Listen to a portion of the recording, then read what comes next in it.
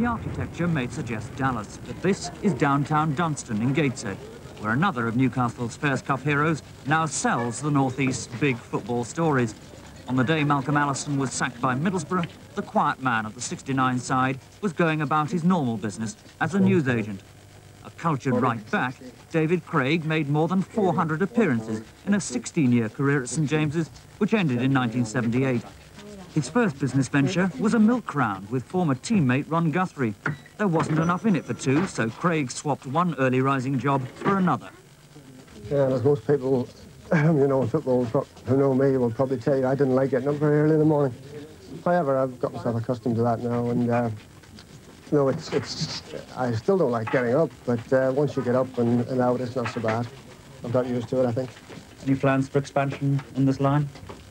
Well, we would like to, yes. I've got a partner in this business, as you know, and at the minute we're negotiating to buy another shop, so hopefully that will go through shortly.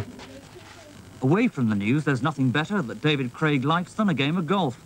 A steady 9 handicapper, he doesn't reckon his experience of playing in front of vast crowds at St James's makes him any less nervous when it comes to driving off the first tee in club competitions.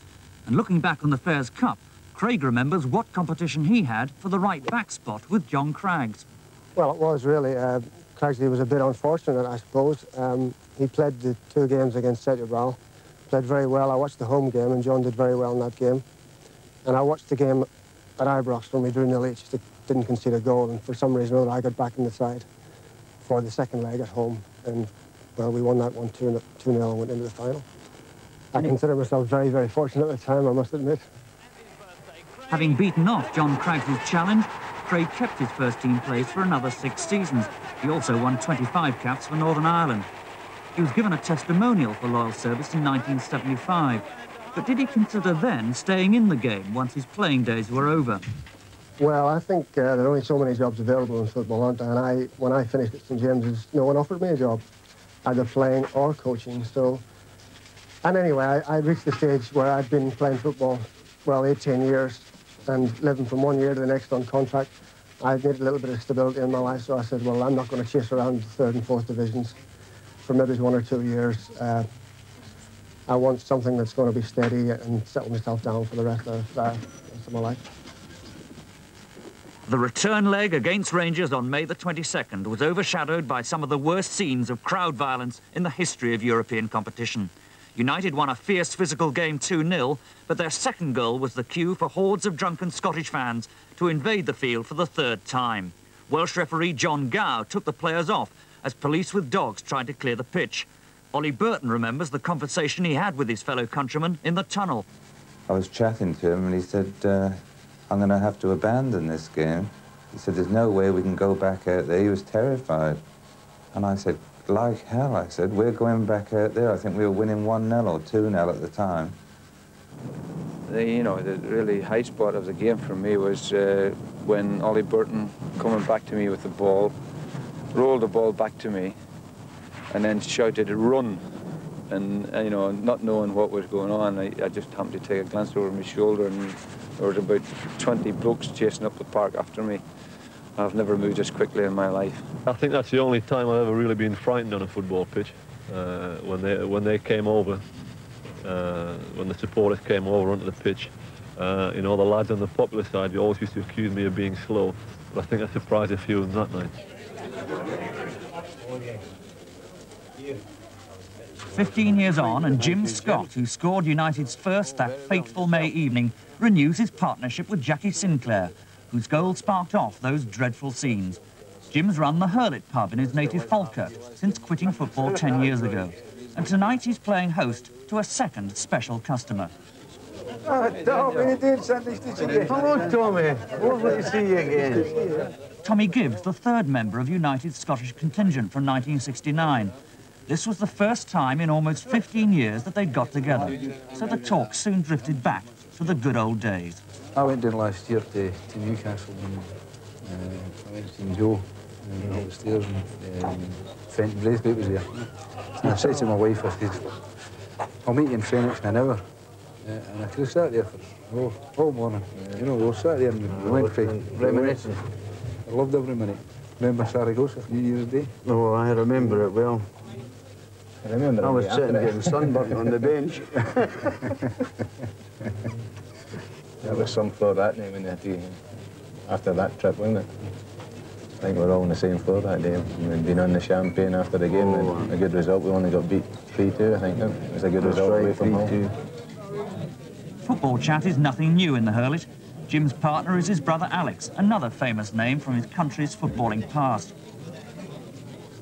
A shirt swap with the immortal Pelé is Alex's cherished souvenir from a glittering career with Rangers, Everton and Scotland. Jim himself won a single cap with Hibs before joining the Magpies in 1967. His Fairs Cup shirt recalls the crowning glory of his career, a triumph which, ironically, all three Scots might have missed. I felt I should be in the team, and I hadn't played, you know. And I had a bit of army, and ended up me going away, and I told him what to do with his team, and I thought that was it. I went up the house and I said to my wife, I think we better pack because you know, I think we're finished at Newcastle. However, I went to training Friday morning. It was the first time that season that my name was on the team sheet, and we were playing Sunderland the next game in the local derby. And I think it was possibly one of the best games I ever played for Newcastle. I had only signed about the Monday before the season started, and I went home on the Saturday. And I came back on the Monday, and Dave Elliott had been injured on the Saturday, and I got in the team on the Wednesday. And then stayed there for about 3.5 years, I think. I must be honest, I didn't have a particularly great time at Newcastle. I was expected to do a lot, and it just didn't work out. 12 minutes into the first Jackie Sinclair was one of Newcastle's most costly signings at £70,000 from Leicester. Like Scott, he was a typical ball-playing winger, but his failure to establish himself in the first team saw him leave Gallowgate for Sheffield Wednesday just 6 months after the Fairs Cup triumph. He returned to Scotland with Dunfermline before quitting the game for good 8 years ago. Now 40, he earns his living down the mines in his native Fife. Tommy Gibb was a surprise success story of the Fairs Cup run.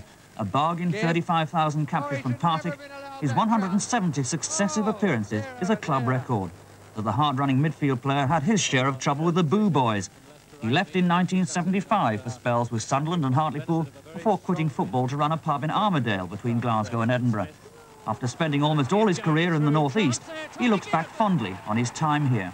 I enjoyed my stay there. I really liked it down there in the North East, you know. I think I was there 11 years, really.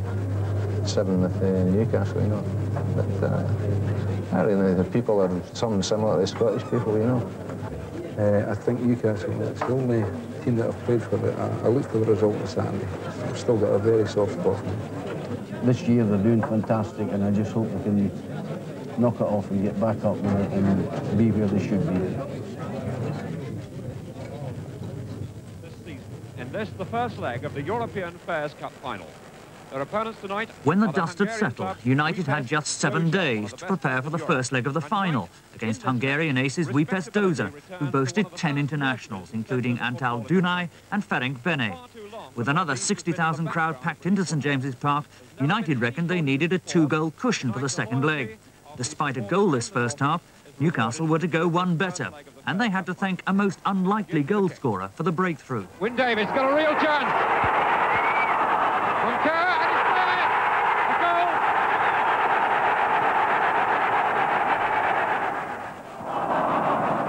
Scott on this ground had got no chance of turning for that, but it's Moncur again for Newcastle.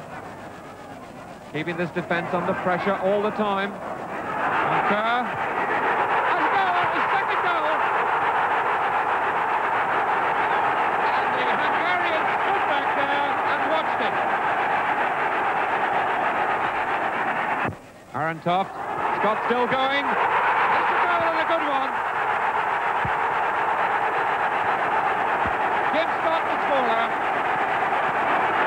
I remember running back after the first goal, and Frank Clark, who, you know, was trying to score goals for a long, long time. When I came back, he said, "You're the luckiest guy in the world." He said, "It must have bounced 14 times before it went in." I said, "I'm not really bothered as long as it went in." And of course, the second one was just was like Roy the Rover stuff, really. You know, I got a bigger surprise than anybody, I think. Newcastle's Fairs Cup skipper still holds court on Tyneside, quite literally. This court's his own. 2 weeks ago, Moncur announced that he'd bought Gateshead Squash Club, and he invited your humble reporter to try out the facilities. This venture into the leisure industry means that Moncur, for the time being, has turned his back on the game that he'd graced as a player, then manager for the past 24 years. I still love the game of football, there's no doubt about that. At some stage in the near future I might get involved in some capacity, but at the moment I'd like to get this club going the way I would like to see it run, and then I've got a nice base to work from there. I'm looking forward to working with people and obviously playing squash as well, or trying to. You know, when you come back to the North East, it's very refreshing because everybody talks about football up here. Now, when you've been around the country like I have, sometimes, you know, you've got to conjure up enthusiasm, whereas here it's the other way around. You can't stop it. And this is one of the last outposts, as far as I'm concerned, for passion. Until recently, 39-year-old Moncur was still in footballing action, turning out for Plymouth reserves. After resigning as manager on a matter of principle earlier this season, he's experienced the frustration of seeing his former club excite the passion of West Country fans by reaching the semi-final of the FA Cup. Surprisingly for a man who captained his native Scotland, Moncur hasn't achieved great success in management, either with Carlisle, Hearts or Plymouth. He feels that now is the right time to make the break from football. I felt that the scope to do what you want, to buy and sell, I think that's gone out of the game a little bit. And it's always a struggle in the 3rd and 4th division. So, you know, it's my choice to come out at that level. And hence the reason I'm here, of course, to try and get this going, because it's something I've always fancied doing, as I've said before.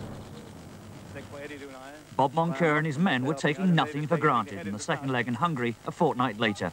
After all, they'd nearly come unstuck against Feyenoord in the very first round. Weepest were to play like men possessed in the first half, and Willie McFall was called on to make a series of outstanding saves as the Magyars laid siege to the United goal. But with 30 minutes gone, the intense Hungarian pressure told. This is Benet. Eddie Dunai. Flick through, and Daldun is Benet. Benet with the possession. To the net. Benet scored. That's a good ball, Gorosh.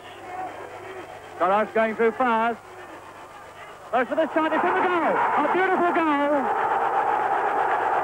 2-0 down at the interval, it was a dejected United who trooped into the dressing room. The dream of European glory was turning into a nightmare. The half-time team talk was the most important Joe Harvey ever gave. Magic Joe came in smoking a cigarette, and he just said to us, all you got to do against the foreigner, score one goal and they'll collapse like a pack of cards. By which time, the ones who could actually hear, because the sweat was pouring off, his heads were down. And it was one of Joe's greatest sort of tactic talks, if you like. Go out there, score a goal, and they'll collapse. And so in this opening minute of the second half, Bobby Moncur has gone onto the line. There's the cross.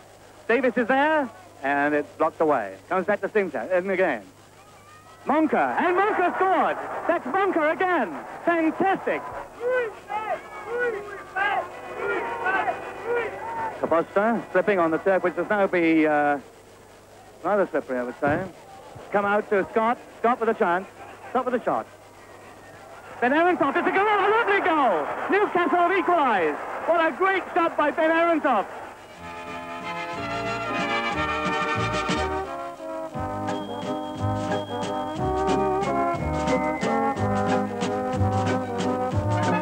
If the scenery doesn't tell you where Ben Arentoft is now, the music certainly should. For the Danish midfield player has been back in wonderful Copenhagen these past 10 years. Ja, vedrørende koloniophold fra 1984, der må vi sige med det samme. Now 41, Arentoft works for the city council managing a child welfare scheme. He still plays and coaches in local football. Signed from Morton in March 1969, Arentoft had 2 years at St James's before moving to Blackburn. He remembers well those dramatic events in Budapest.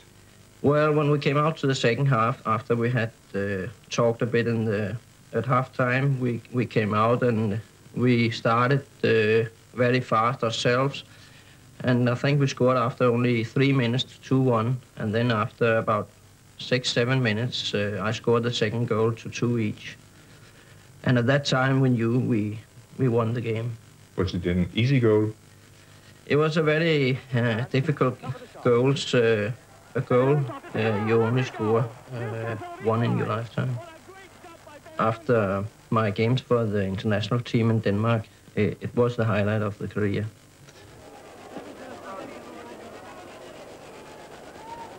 Davis winning that one in the air, and Foggon going through the centre. Foggon all by himself, Foggon almost taken down, and Foggon has hit the crossbar, he scored! Foggen has scored. Alan Foggen, the substitute, who came on, made a brilliant run. Alan Foggen, the baby of that Fairs Cup side, has stayed in his native County Durham. We tracked him down to a pub in Spennymoor High Street. Foggen, now 34, has run the Wheat Sheaf with his wife Maureen since April 1982. It's given him a welcome period of stability when his life had seemed to have taken a wrong turning. That brilliant winning goal after he'd come on as sub in the second leg of the final was evidence of an exciting footballing potential Foggen didn't quite fulfil. But he'll never forget those heady days of 1969. Well, obviously, I was just a young kid. It was a highlight of my career, so obviously, he'll look back on it with, you know, great affection. Alan Foggen left Newcastle for Cardiff in 1971, but it was at Middlesbrough that his career blossomed. When the Borough ran away with the second division title in 1974, Foggen was their leading scorer. He repeated the performance for them in Division 1 the following season, but then the goals dried up and he fell out of favour. He had brief spells at Manchester United, Sunderland, Southend and Hartlepool, before going into non-league football with Consett and Whitley Bay. You've obviously made your life for the last 18 months or so in this club. Do you see your long-term future here? At the moment, this is our first venture at Public House. We're just learning the trade. Obviously, if we got an offer of a better one, we'd take it. But this will do for a start. You've got to start somewhere. Hard work, that, isn't it? Well, playing football is hard work. There is the whistle, and Newcastle United have won the Intercities Fairs Cup of 1969. So it's Bobby Moncur, the captain of Newcastle United, receiving the Intercities Fairs Cup and showing it to the fans. And the Hungarian fans are cheering as much as the few Tyneside fans. Ian McCall I think I've still got a hangover from it now. Jackie Sinclair, Win Davis. No, we had a super time after the match. I don't think we went to bed that night. Win Davis had played in Budapest with a cracked cheekbone, a legacy from an accidental collision with Bob Moncur in the first leg. As the celebrations continued, mighty Win was under doctor's orders. After the match, champagne and everything, but he was coming back to Newcastle because I realised that there'd be thousands, you know, greeting us. And we got to the airport, and apparently I was told that I was only to have one lager. And that means because you had an operation coming up. That's right, yeah. And we got on the coach, and everybody was strapped because, you know, they'd had a few, and there was me, sober as anything, you know, on top of the coach, you know, and I felt really terrible.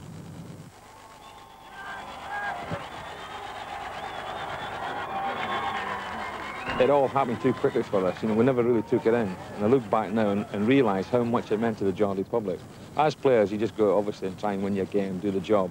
But I didn't realise until I look back now how much it caught the public's imagination.